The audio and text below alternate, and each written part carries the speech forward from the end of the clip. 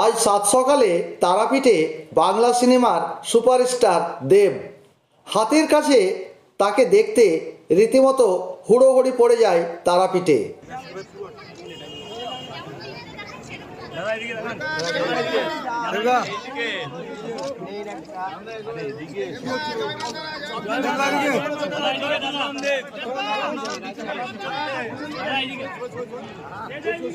এদিন তিনি খুব সকালে উপস্থিত হন মা তারার মন্দিরে।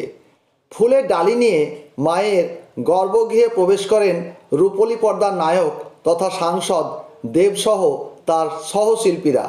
দীর্ঘক্ষণ পুজো দেন মায়ের।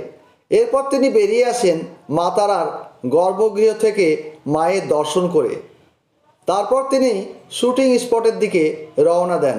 উল্লেখ্য, তারাপীঠে মা তারার মন্দিরে পুজো দিয়ে তিনি তার নতুন বাংলা সিনেমার শুটিংয়ের উদ্দেশ্যে রওনা দেন।